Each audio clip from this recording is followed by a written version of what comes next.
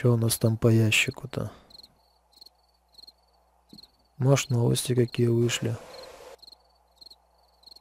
Тут скуки подохнуть тут можно. Заразился медработник, наблюдавший за либерийцем Томасом Дунканом. Ранее инфекцию выявили.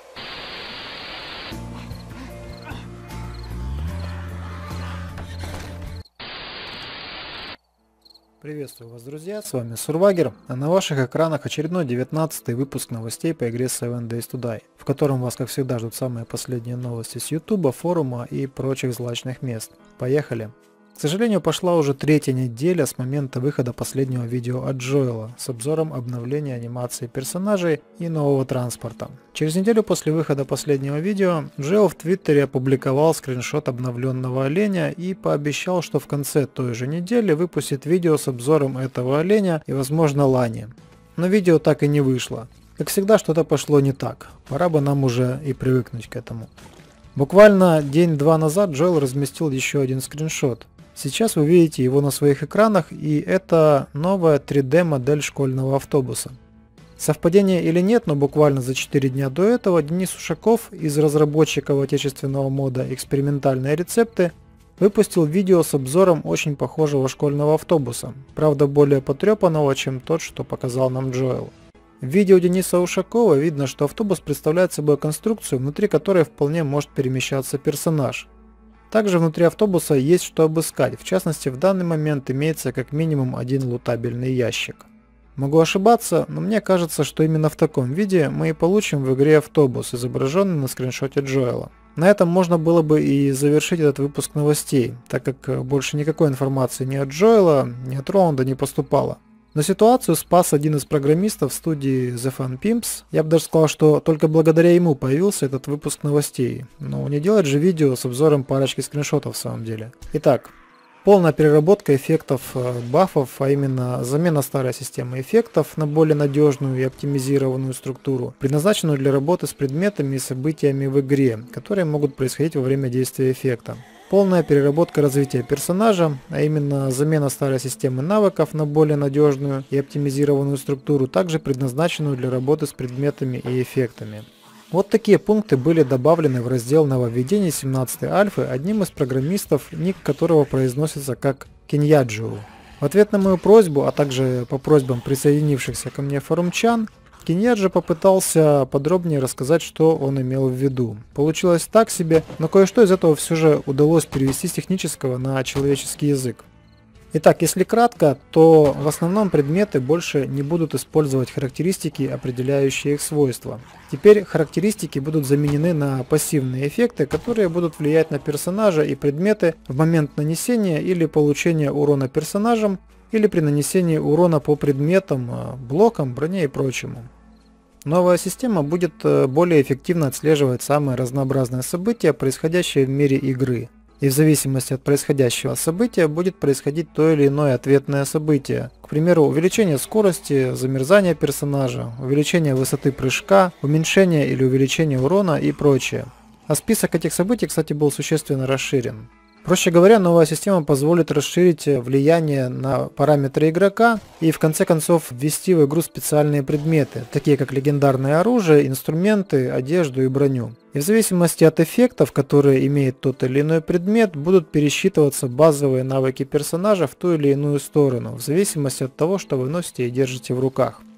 Каждый отдельный предмет одежды или брони будет иметь уникальные параметры защиты от холода, жары и влаги.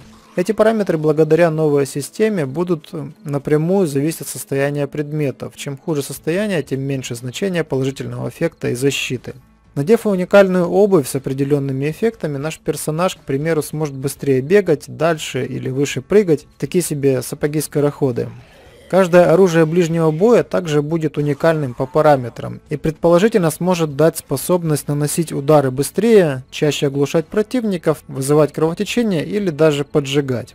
Уникальная броня может дать почти полную защиту от определенного вида урона или увеличить количество получаемого опыта при убийстве зомби и так далее и тому подобное. Но не все так просто. Тут стоит помнить, что положительные эффекты могут и, скорее всего, будут уравновешены отрицательными их аналогами.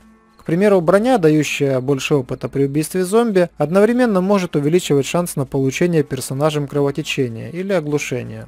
Сапоги-скороходы, наравне с увеличением скорости перемещения или дальности и высоты прыжка, могут увеличивать шанс получения перелома ног. А оружие, увеличивающее скорость атаки, к примеру, будет быстрее тратить выносливость или быстрее вызывать голод и так далее и тому подобное. В итоге мы получим возможность подобрать полностью сбалансированный уникальный набор экипировки и брони, который будет способен существенно влиять на те или иные характеристики персонажа.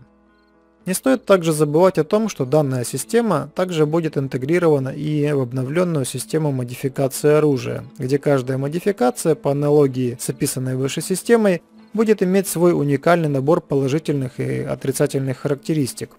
Кстати, возможность модификации планируется реализовать и для транспорта, вот только в 17-ю альфу это попасть не успеет, как собственно и четырехколесный транспорт, который находится еще в стадии концепта. Киньяджу также упомянул о том, что описанная выше система уже успела показать себя как весьма эффективная и стабильная, в результате чего позволила избавиться от большей части мусора, который ранее в процессе игры накапливался в оперативной памяти наших многострадальных ПК. Могу ошибаться, но последнее уже очень напоминает оптимизацию, или нет? Также Киньяджу говорит, что новая система, можно сказать созданная с нуля, позволит сделать еще очень много чего интересного, что приятно удивит многих игроков. И в то же время какое-то количество игроков обязательно будет недовольно, как это, к примеру, было, когда убрали прокачку персонажа с помощью создания огромного количества топоров, лопат и прочего. Но что поделаешь, так всегда бывает. И последнее на сегодня. Роланд как-то писал на форуме о том, что разработчиками планируется подключить к игре стимовский воркшоп, для того чтобы игроки могли делиться картами мира, созданными своими руками, по аналогии с миром Navis Game. Со слов Роланда, у разработчиков уже есть почти готовая альтернативная карта мира, которая и будет добавлена первой в качестве примера в Steam Workshop, когда придет время. Но случится это, скорее всего, уже ближе к выходу игры в стадию бета, который, кстати, запланирован на 2018 год. Надеюсь, исключительно карты это не ограничится, и нам дадут возможность также создавать свои какие-никакие сюжетные линии для новых карт. Такие возможности могли бы привлечь в игру множество творческих личностей, что могло бы очень сильно разнообразить контент. Ну что же, это были все новости на сегодня. С вами, как всегда, был Сурвагер. Обязательно оставляйте свои мысли в комментариях под этим видео, а также не забывайте про лайки и репосты. Увидимся в следующих видео. Всем пока!